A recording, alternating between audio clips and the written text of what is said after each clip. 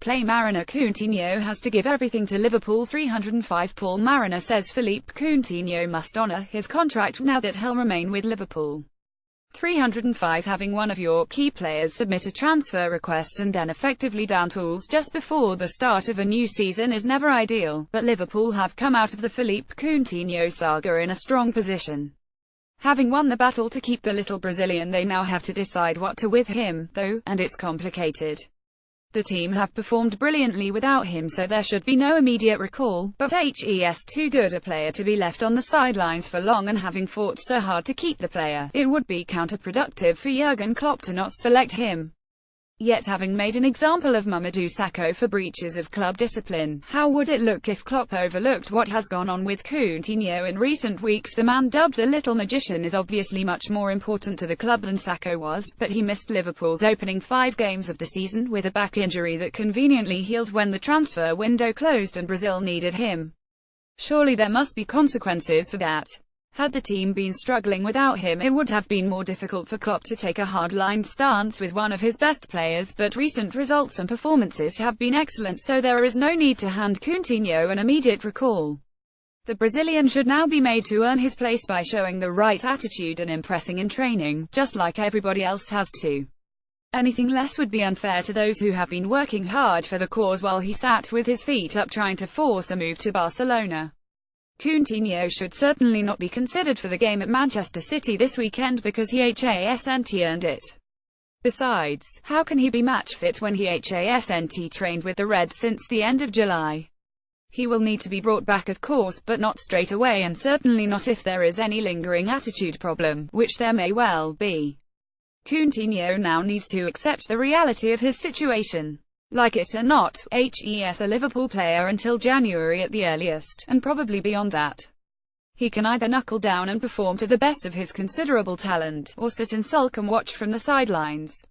If it's the latter, he may suffer more than Liverpool do. It's a World Cup season, so Coutinho needs Liverpool as much as they need him, perhaps even more so on the evidence of the opening weeks of the season. If Coutinho has the kind of 3-month slump in form that we saw midway through last season, Klopp now has the luxury of telling him to stay at home and watch from his sofa.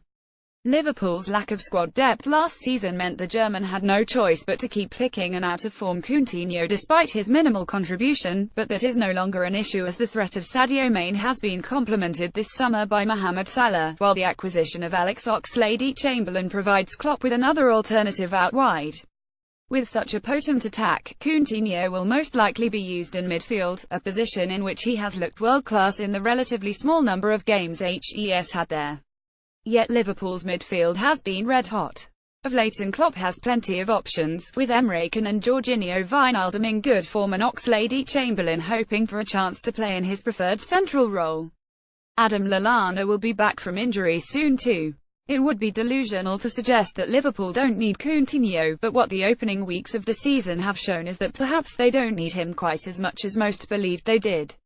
Certainly in games against higher quality opposition they are more than equipped to get the job done without him. Andrew Power, Liverpool FC via Getty Images. Liverpool didn't miss Coutinho against Hoffenheim or Arsenal, and the team is arguably better balanced without him in such fixtures. Where he will be needed is when the opposition want to just sit deep and defend. For instance, the Crystal Palace game was a real grind until Mane eventually got the only goal of the game midway through the second half. It's that type of fixture where the guile and creativity of Coutinho is required the most. Such contests call for someone to sneak around the back unnoticed and pick the lock, whereas against Arsenal, Tottenham and Manchester City, the Reds can just smash down the front door and charge through the house like rampaging bulls.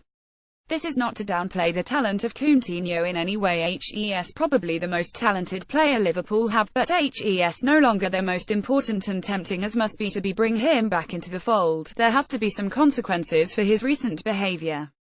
Coutinho still has a big part to play this season providing he is committed to the cause, but the days of him being an automatic choice now appear to be over. In part because of his recent behaviour, but also because of the form of Liverpool's other attacking players. That's the silver lining to come with this cloud.